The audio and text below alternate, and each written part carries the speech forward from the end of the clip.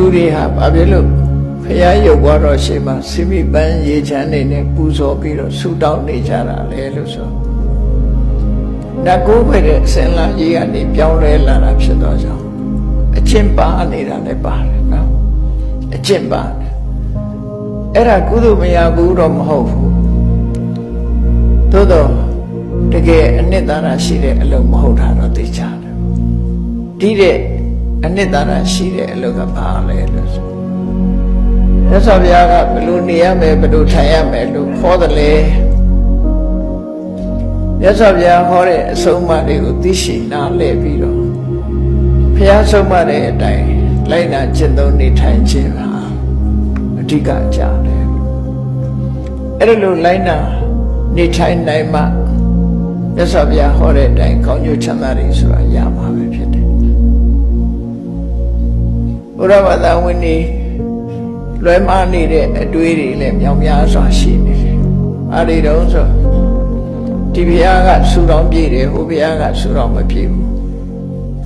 ဆူတော်ပြည့်ဘုရားဆိုတာဟိုသွားဆူတောင်းလိုက်ရင်ဆူတော်ပြည့်တယ်ဆိုအစွဲလန်းရှိတယ်ဥပမာတစ်ခုပြောပြမယ်နတ်ကိုးဝယ်တဲ့လူတွေကလည်းနတ်ကြောင်လို့ဒီလိုထင်တယ်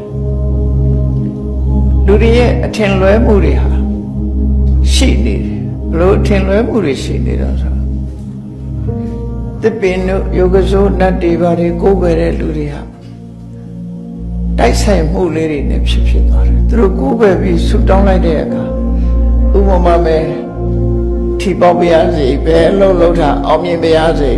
ကောင်းတဲ့လူကရောမကောင်းတဲ့လူကရောသွားဆူတောင်းတယ်ဆူတောင်းတာနဲ့ရတာနဲ့သွားဆုံစည်းတတ်တယ်ဆုံလိုက်တဲ့အခါဒါငါဆူတောင်းပြေတာပဲလူတွေအဲ့လိုထင်သွားတာတကယ်ကတော့ဘုရားဆူပေးတာလည်းမဟုတ်ဘူးအဲ့ဒီဆူတောင်းလို့ဆူတောင်းပြေတာလည်းမဟုတ်ဘူးတိုက်ဆိုင်မှုတတတာဖြစ်တယ်ပေါ့သို့တော့ဆူတောင်းပြေတာဘာကြောင့်နှုံးလို့မေးမယ်ဆိုရင်လူတွေရဲ့တဏ္ဍာမှာရှိတဲ့ရှိလိုက်တဲ့အရေးချင်းတွေရှိမှဆူတောင်းပြေတာအဲ့ဒီဆူတောင်းပြေဖို့အရေးချင်း9ရက်လိုအပ်တယ်အရေးချင်း9ရက်ဆိုတာဘာလဲလို့ဆိုရင်တတ္ထာယုံကြည်ချက်သီလကိုချင်းတရားတုဒ္ဒအကြမ်းမြင်ဘဟုတုဒ္ဒစာကစွန့်လွတ်လှူဒန်းမှုပညာစဉ်းစားဉာဏ်လို့ဆိုရင်ဒီချင်း9ရက်ရှိမှသူကဆူတော်ပြေတာဒီချင်း9ရက်ကိုအကြောင်းပြုပြီးတော့သူလိုချင်တာရတယ်လို့သူတို့ဆိုလို့ဒါအကြောင်းတိုက်ဆိုင်သွားရအဲ့တော့အဲ့ဒီအရေးချင်း9ရက်ပြည့်ဖို့ရအဓိကကြတယ်ပေါ့ဒီအရေးချင်း9ရက်ကိုမလုပ်ဖဲနဲ့ဆူတောင်းနေုံနဲ့မပြည့်ဘူး